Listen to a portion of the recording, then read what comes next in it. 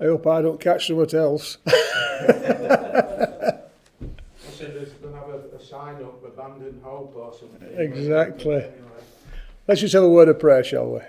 Our God and Father, we just thank you for a time like this when just 2 or 3 of us can gather in your presence to remember the Lord Jesus Christ. We thank you for the promise where 2 or 3 are gathered in my name. There am I in the midst of them. And we're in thy presence, Father. We're in here in thy name.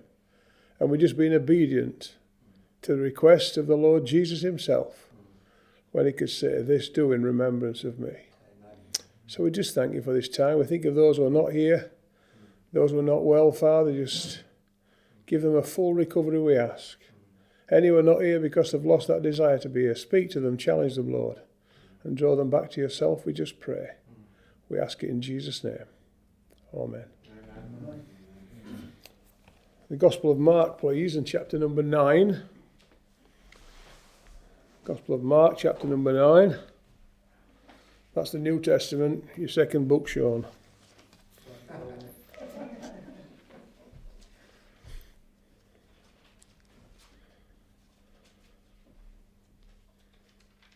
Commencing to read at verse number 1. Mark chapter number 9, verse number 1. And Jesus said unto them, that's the 12 disciples, verily I say unto you, that there shall be some of them that stand here, which shall not taste death, till they have seen the kingdom of God come with power. And after 6 days, Jesus takes with him Peter and James and John, and leads them up to a high mountain apart by themselves. And he was transfigured before them. His raiment became shining, exceedingly white as snow, so as no fuller on earth can white them. And there appeared unto them Elias with Moses, and they were talking with Jesus. Peter answered and said to Jesus, Master, it's good for us to be here. Let us make 3 tabernacles, one for thee, one for Moses, and one for Elias. For he wist not what to say, for they were sore afraid. And there was a cloud that overshadowed them, and a voice came out of the cloud, saying, This is my beloved Son, hear him. And suddenly, when they had looked around, they saw no man any more, save Jesus only with themselves. And as they came down from the mountain, he charged them that they should tell no man what things they had seen, until the Son of Man was risen from the dead. God will bless those few verses to us, just to think about for a few minutes. The 12 disciples are there. They've just seen many, many miracles. The feeding of the 5,000. And now we've got this incident where the Lord Jesus speaks to them and says, some of you here will not see death until you have seen the glory of God, the kingdom of God. You can imagine what they were thinking, what does that mean? I'll not see death. Am I going to live forever? But in actual fact, there's 6 days after he'd said these words, he takes Peter, James, and John with him into a high mountain.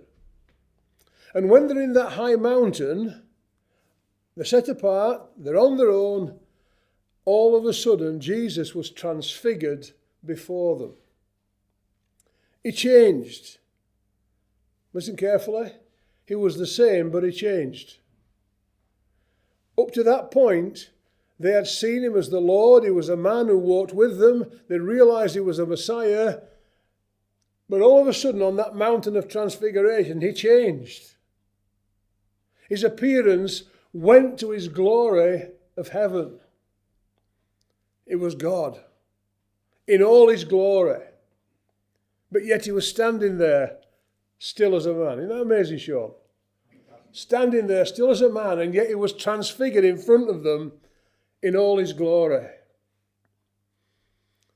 Must have been a frightening thing. That was the thing, you see. Jesus had said 6 days earlier, you'll see the kingdom of God, you'll see the glory of God, you'll see me in my rightful position before you die. They were expecting to live forever when he said that. But they saw him on the Mount of Transfiguration in all his glory.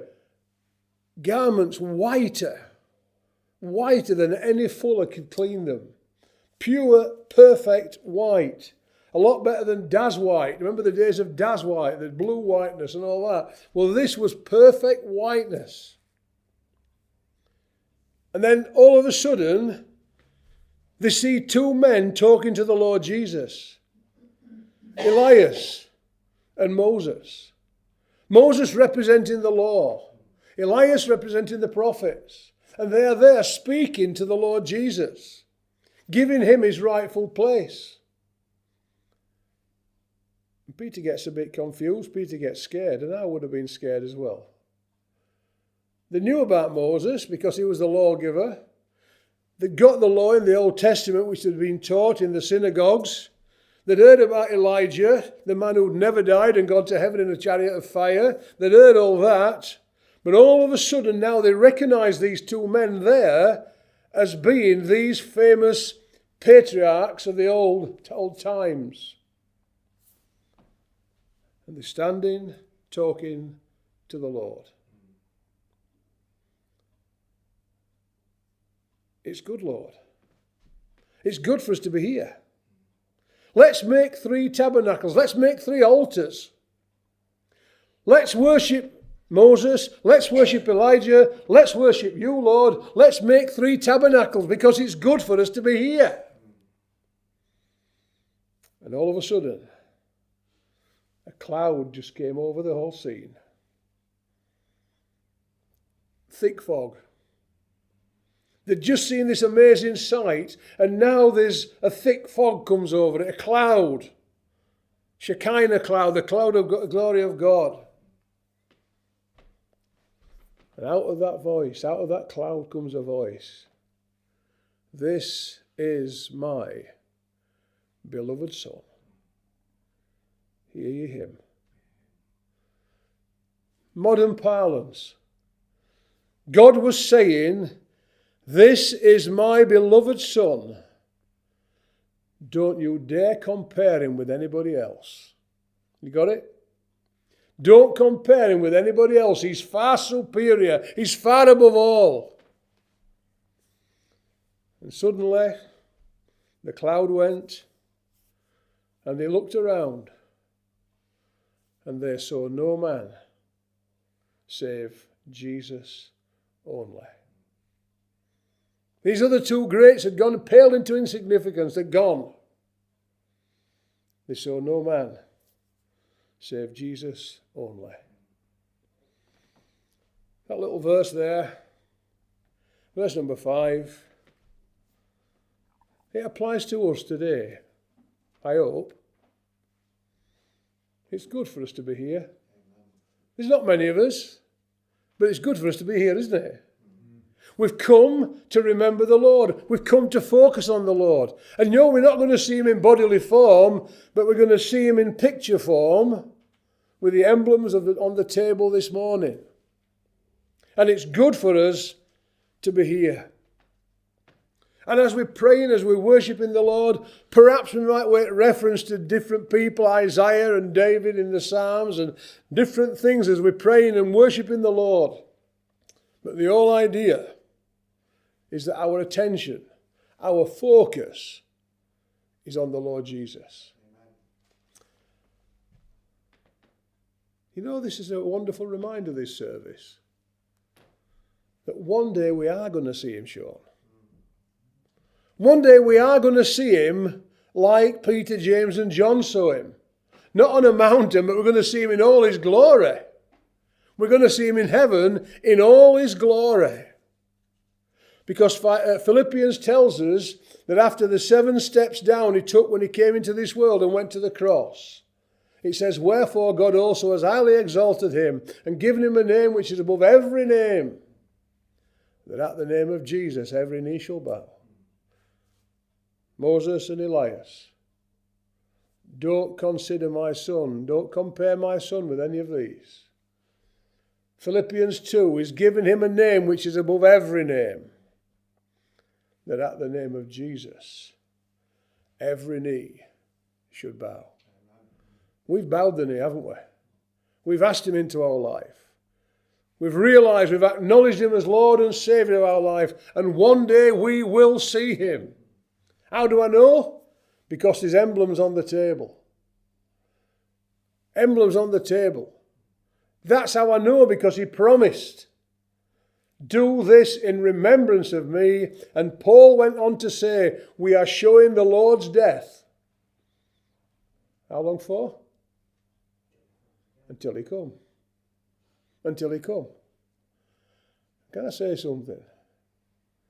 When you look around and see what's happening in the world today, it's not going to be very long, is it? Things have changed, haven't they, Boot, a lot? They have, haven't they? We've seen things happening in the world today that we've never dreamed about 20 years ago, 50, 60 years ago. We'd never have dreamed that would never happen, that would never happen. And it's happening.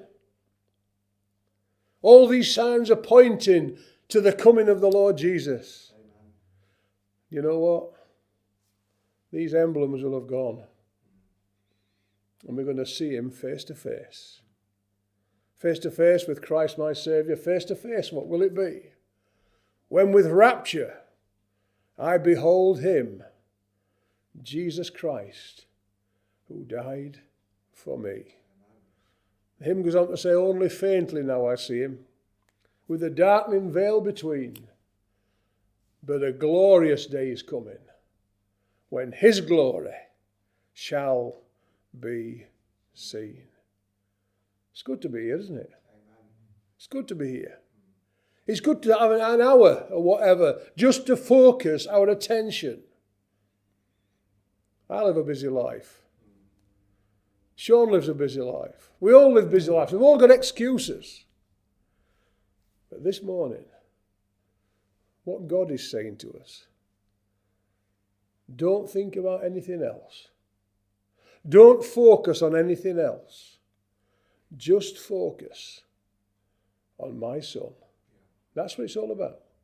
See no man save Jesus only. Don't worry about your Dave at home, will you? I know he can't talk, but don't worry about that. Because for the next hour, we're just going to focus on the Lord. Yeah? Brian's got illnesses, I've got illnesses. But Brian, what are we going to do? We're going to focus on the Lord for the next hour. And give him all the glory. And give him his rightful place. It's good for us to be here. It really is. And we're going to worship him now. And tell the Father what we know about him.